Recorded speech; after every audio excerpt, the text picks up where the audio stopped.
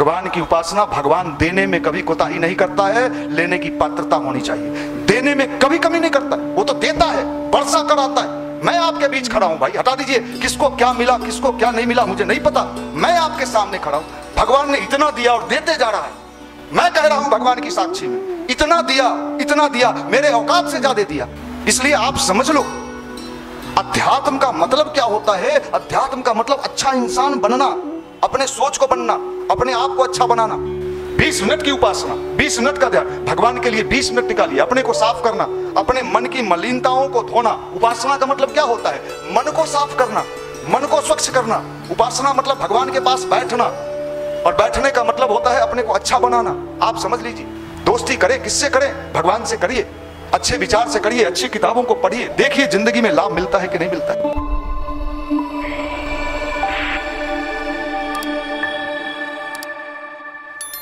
मित्रों, अभी आपको बताया जा रहा था कि कैसे हम जीवन को अच्छा बना सकते हैं।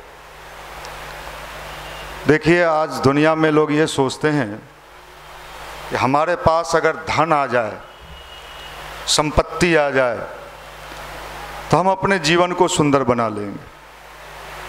पता नहीं आप कितने धन वालों के यहाँ जाते हैं या जाती हैं, लेकिन मेरा सौभाग्य रहा है, भगवान की बड़ी असीम कृपा रहा, मुझे उन जगहों पे भी जाने का मौका मिलता है जो बड़े धनाढ्य लोग हैं, धनी मनी लोग जिनको कहते हैं, जिनको देख के बाहर के लोग का मन ललचता है, क्या शान की ज़िंदगी होगी, क्या शानदार लाइफ होगा। बाहर से देख के कोई भी आदमी ये सोचेगा कि इसके लाइफ क्या मज़े के होंगे, लेकिन जब उनके अंदर जाने का मौका मिलता है, उनसे बात करने का मौका मिलता है, तो कई बार लगता है इनकी ज़िंदगी में लगता है दुखों का पहाड़ है।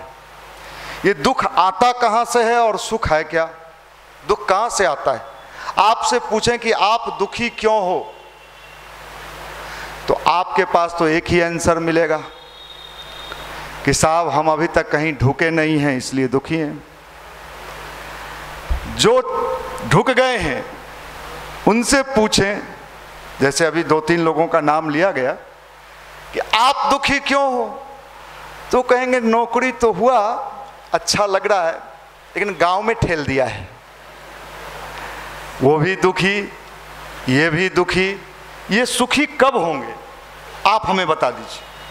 हम भी चाहते हैं उसी का प्रचार करें, सुख का प्रचार करें। हमको आज तक ये बात समझ में नहीं आया, सुख कहते किसको है, किसको कहते हैं? कभी कभी लोगों को लगता है ये वाला एप्पल का मोबाइल ले लेंगे 1 लाख 1.5 लाख का, तो बड़ा लोग देखेगा तो सुख। मैं उन लोगों को भी जानता हूँ, सौभाग्य से मेरे घर में भी लोग खरीद के ले आते हैं, तो कुछ दिन 2, 4, 5 दिन 10 दिन तो बड़ा ऐसे उसको कुछ लोग देखे कौन मोबाइल लेके चल रहा है, तो एप्पल का मोबाइल, और एप्पल, वाह क्या बात। कुछ दिन के बाद फिर वो दुखी हो जाते। क्यों? वहाँ सुख था ही नहीं, वहाँ सुख था ही नहीं। आपको क्या लगता है कहाँ सुख मिलेगा? इनसे पूछें तो इनका तो वही है, नौकरी मिलेगा तो शादी होगा, नहीं मिलेगा तो नहीं होगा, मुश्किल है।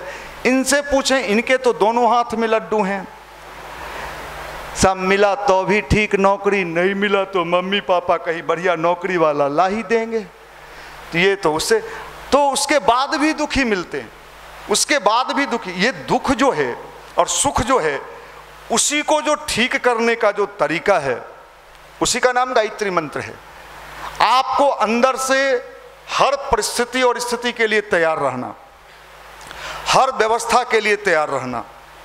कई बार लोग कहते हैं हम तो अच्छे हैं, हम तो सबका भला करते हैं, दूसरा मेरे साथ ये करता है।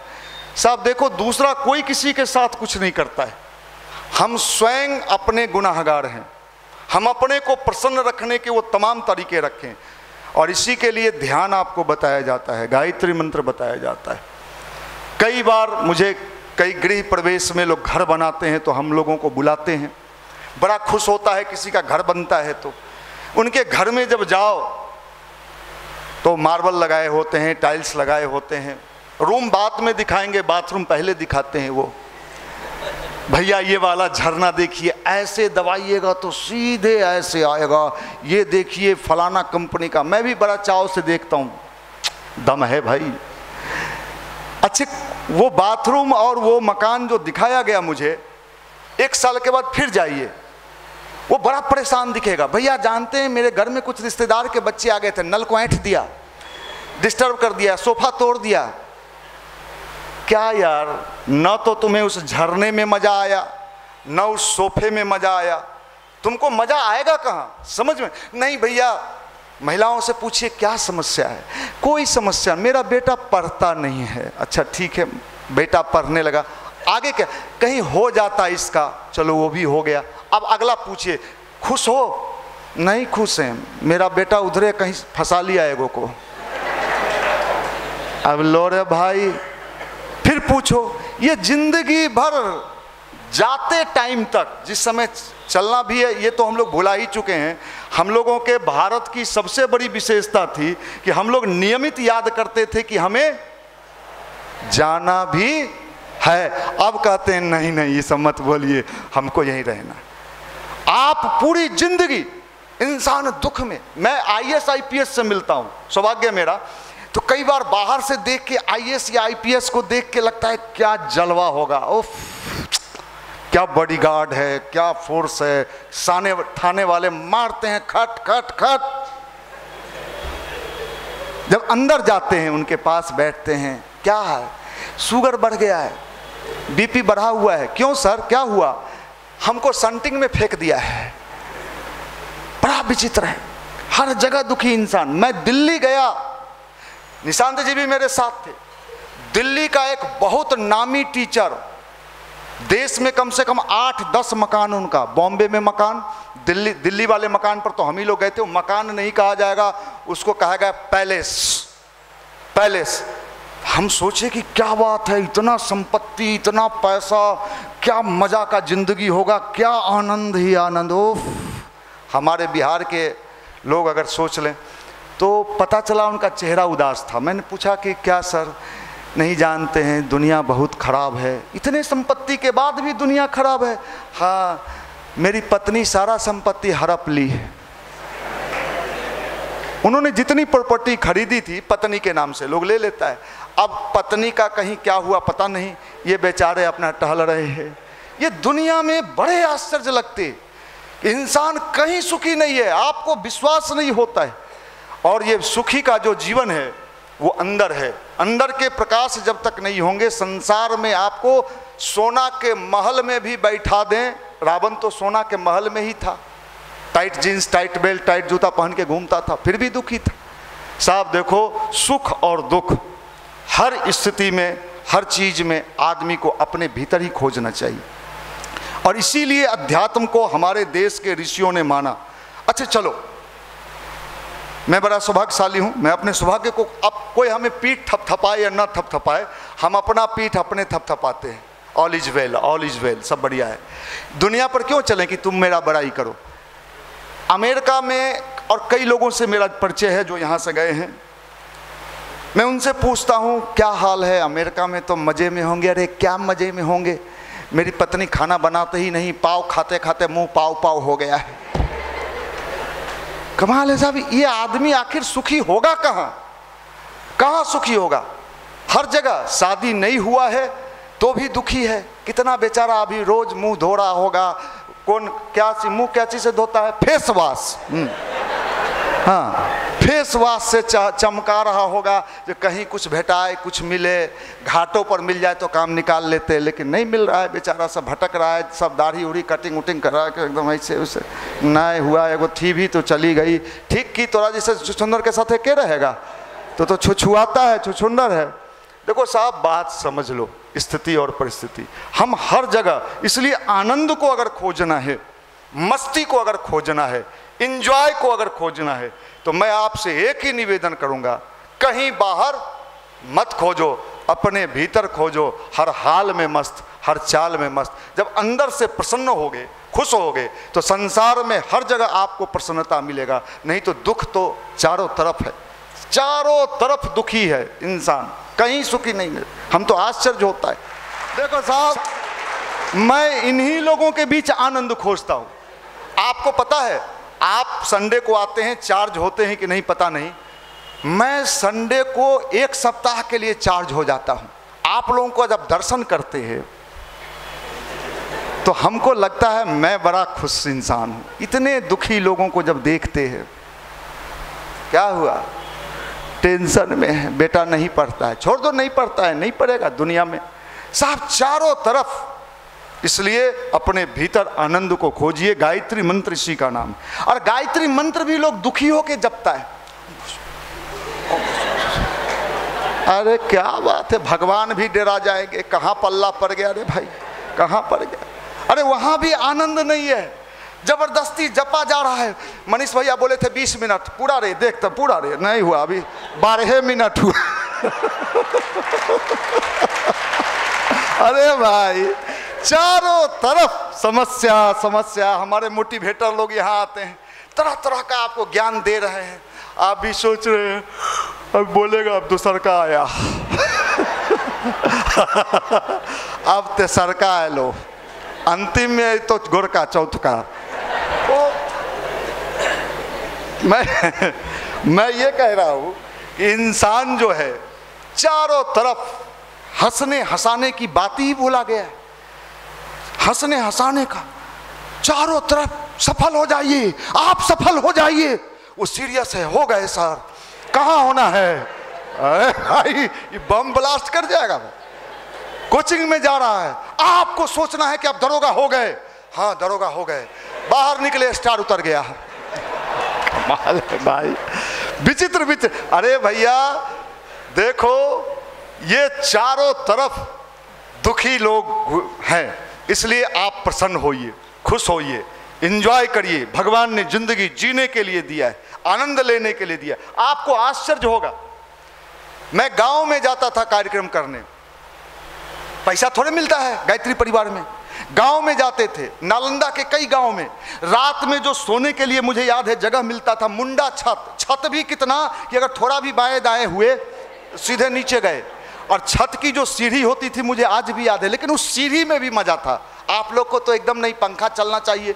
उस जमाने की मैं बात बता रहा हूँ, नालंदा के कई गाँव में कार्यक्रम में जाते थे तो रात 5-6 लोग हम लोग साथ होते थे, बस से जाते थे। उस जमाने में तो ना मोटरसाइकिल था मेरे पास, ना गाड़ी था। आज तो भगवान की कृपा से हवाई जहाज से ही उड़ना होता है। तो उस मुंडे छत पर 5-6 लोग एक साथ सोते थे। कार्यक्रम के बाद रात में वहीं रह जाते थे। तो कई बार ये डर होता था कि कहीं मुंडा छत से नीचे न गिर जाए। और सीढ़ी बांस का होता था जिससे चढ़ के जाना, उसमें भी मजा लेते थे, आनंद लेते थे, एंजॉय करते थे। आज का ये जो पीढ़ी है इसको कहीं मजा नहीं मिलेगा। ये शादी के पहले भी परेशान है और शादी के बाद भी परेशान रहेगा। मैं सच्ची बात बता, हनुमान मंदिर पर आप चलो, पति पत्नी एगो बच्चा गोदी में ले ले है, वो बेचारा हनुमान जी का दर्शन करे पति की पत्नी का।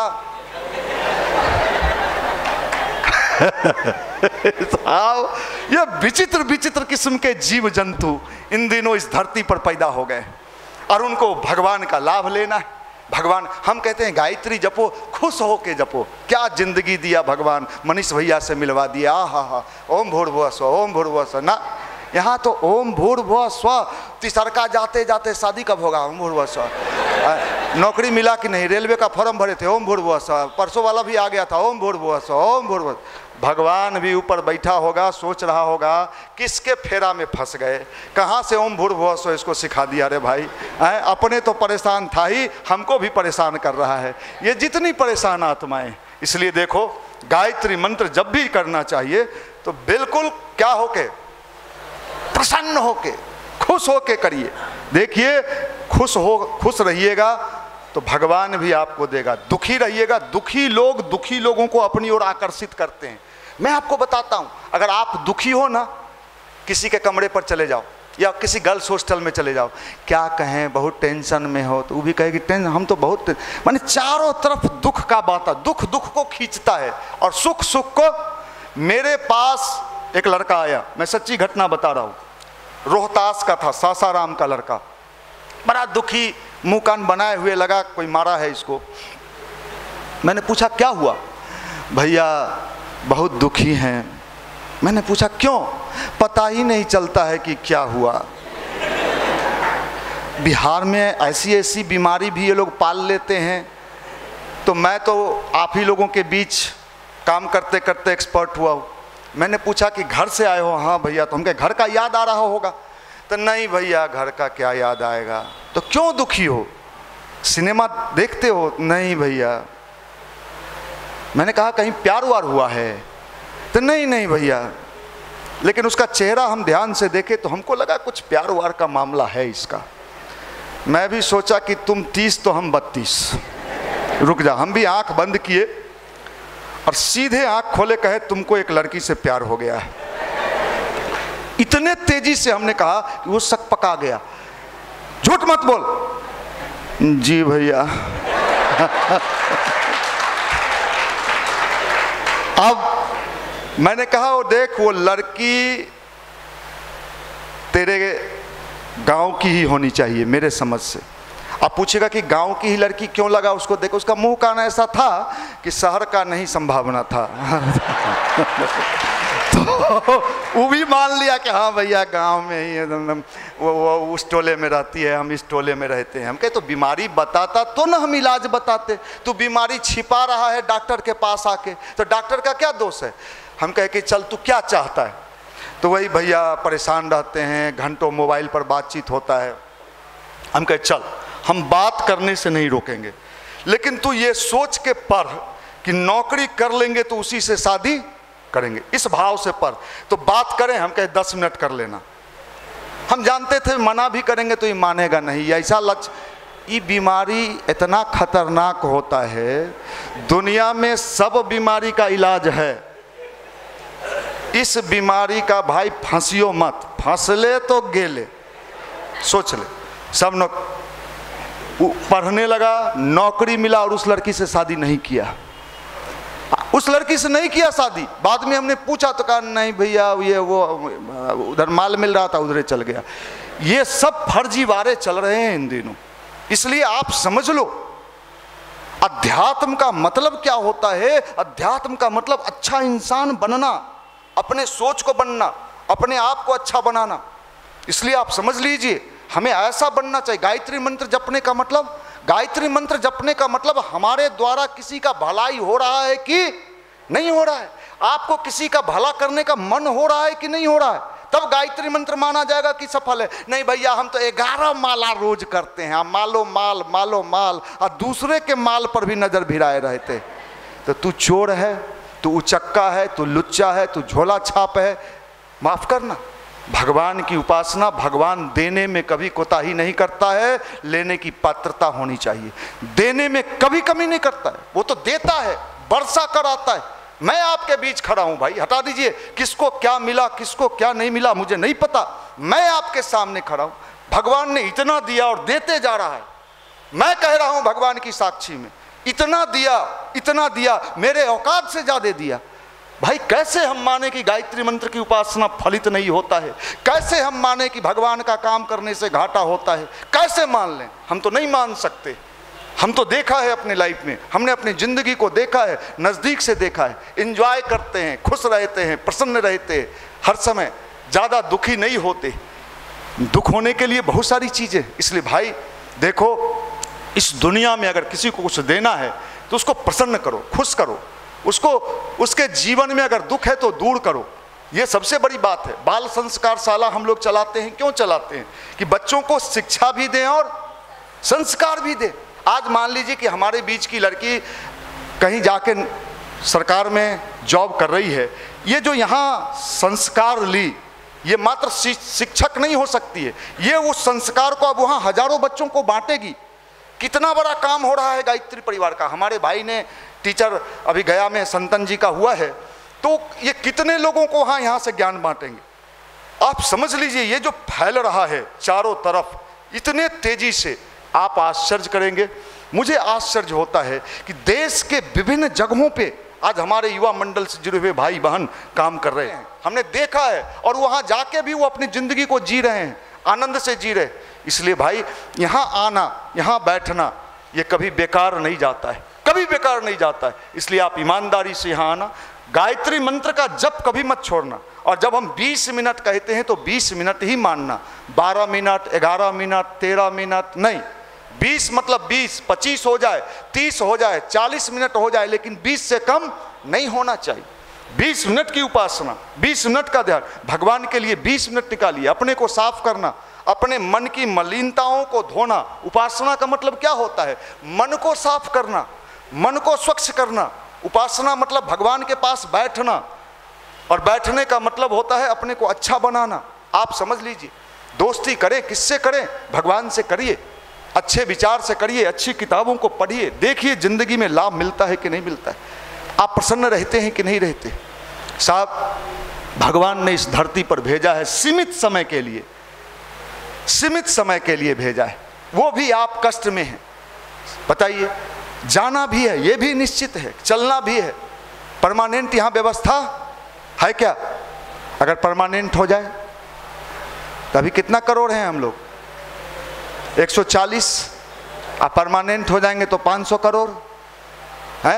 माफ करिएगा, चलना भी है। इसलिए प्रसन्न रहिए, खुश रहिए, और जाके अगर मन होगा तो फिर आ जाइएगा, है ऊपर जाके मन होगा तो फिर आ जाइएगा, लालू जी के यहाँ जाइएगा, हेलीकॉप्टर से घूमिएगा, क्या दिक्कत है? सब बढ़िया है। इसलिए भाई देखो, अध्यात्म का सीधा सीधा मतलब है प्रसन्न रहना। किसी भी, हम तो जितना पूजा करने वाले को दुखी देखते हैं ना, कभी कभी हमको लगता है जितना रामायण पाठ करेगा, गीता पाठ करेगा, हनुमान जी का चालीसा करेगा, उसके बाद वो और सीरियस रहता है दिन भर। अरे कैसा पूजा किया तुम रे भाई, कैसा हनुमान चालीसा पढ़ा कि एकदम सीरियस हो गया। बच्चा पूछ दिया, मम्मी ये नाश्ता कहाँ है? हम नहीं जानते, अभी पूजा कर रहे हैं। ओम भूर्भुवः ओम जय श्री गुरु चरण सरोज जा निज मन मुकुर सुधार वर्ण और रघुवर विमल जो। अरे भाई, ये कौन पूजा हो रे भाई? है हनुमान जी को भगा रहे हो कि बुला रहे हो? माफ करिएगा, विचित्र विचित्र किस्म का पूजा शुरू हो गया है, भगवान के नाम पर खेल मचा हुआ है। ये यूट्यूब से सावधान, ये जितना यूट्यूब पर बाबा सवा रहा है, ये सब बाबा, रहने दे, सब बाबा खतरनाक है। ऐसा ऐसा बात बोलेगा, ऐसा ऐसा, मैं तो सुनता हूं, कभी कभी दंग रह जाता हूं। आपको आपकी गर्लफ्रेंड नहीं मिल रही है तो बेल का पेड़ काट के बेल पर चढ़ा दीजिए। एक महिला, अभी यज्ञ हो रहा था पिछले दिनों, कहीं यूट्यूब पर सुन ली होगी, अच्छे घर की महिलाएं थी, वो क्या की, कच्चा बेल लाके चुपचाप, कोई देखा नहीं, यज्ञशाला में यज्ञ के कुंड में डाल दी। वो ऐसा विस्फोट हुआ बेल कि कई महिलाओं का सारी कपड़ा जल गया। ये बताइए यूट्यूब से क्या क्या सीख रहे हैं आप? ये सब फर्जी लोग हैं। यूट्यूब देखना है तो गायत्री परिवार का देखिए, अच्छे विचार का देखिए। ये यूट्यूब पर आपको किसी को ये करना है तो कपूर में लाल धागा बांध दीजिए और उसके घर के अंदर फेंक दीजिए। क्या सिखा रहा है तुम रे भाई? तुम क्या बता रहा है? अंधविश्वास फैला रहा है इस धरती पर। इसलिए भाई इस तरह के अंधविश्वास से हमें सावधान रहना भी है। और महिलाएं तो पूछिए मत, इनको अगर कोई कह दे कि भोला बाबा को जाके दूध थोपी मारिए फल मिलेगा, हम आपको पक्का, अगर कोई अभी हम ही बोल देते बोलने के पहले, आपको अगर विशेष लाभ लेना है तो नीचे शिव जी हैं, 2-2 थप्पड़ लगाइए। महिला इधर उधर देखेगी, ये भी नहीं सोचेंगी क्या ये भावनाशील होती हैं, संवेदनशील होती हैं। और गुरुदेव ने कहा है नारी सदी आएगी, महिलाओं की सदी आएगी। कैसे आएगी?